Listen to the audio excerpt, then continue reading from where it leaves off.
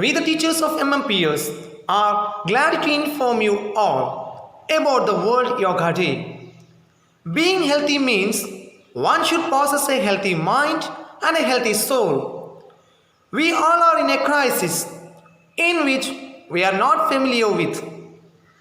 But even this lockdown period, we can keep ourselves healthy and happy. Yoga is the ultimate answer for one who seeks healthy body and healthy mind.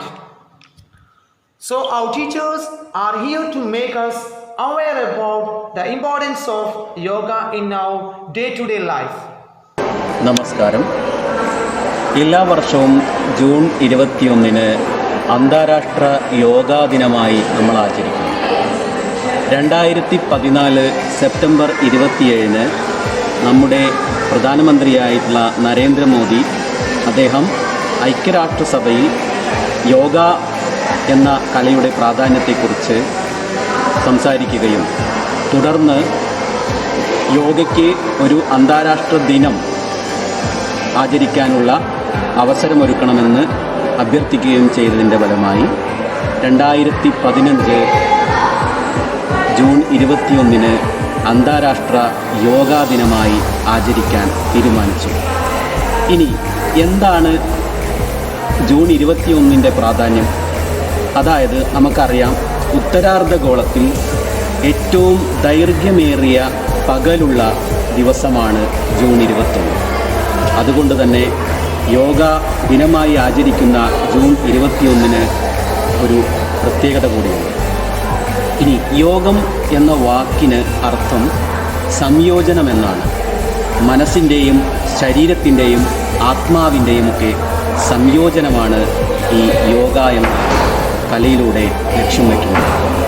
നമ്മുടെ ശരീരത്തിലെ ഊർജം സംരക്ഷിച്ച് നിലനിർത്തുന്നതിനും അതിനെ സൂക്ഷ്മമായ മാനസികോർജമാക്കി മാറ്റുന്നതിനും നമ്മളെ യോഗ സഹായിക്കും. നമസ്കാരം. മാനസിക സമ്മർദ്ദവും ജീവിതശൈലി രോഗങ്ങളും കൂടി വരുന്ന ഈ കാലത്ത് യോഗയുടെ പ്രാധാന്യം വളരെയധികം കൂടുതലാണ്. 2015 ജൂൺ 21 അന്താരാഷ്ട്ര യോഗ ദിനം ആചരണം നടത്തുന്നത്. ആരോഗ്യം നിലനിർത്തി സമ്പത്തുണ്ടാക്കിയിട്ടേ കാര്യമുള്ളൂ. അതുകൊണ്ട് എല്ലാവരും യോഗ ശീലമാക്കുക.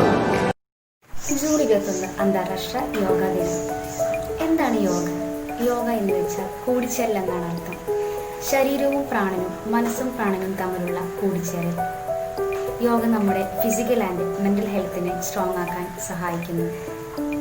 പല രോഗങ്ങളും ഇല്ലാതാക്കാനും അതുപോലെ തന്നെ നമ്മുടെ ജീവിതശൈലി രോഗങ്ങൾക്കുള്ള നല്ലൊരു മെഡിസിനാണ് യോഗ. യോഗ നമ്മുടെ ജീവിതത്തിൻ്റെ ഒരു ഭാഗമായി മാറട്ടെ. യോഗയിലൂടെ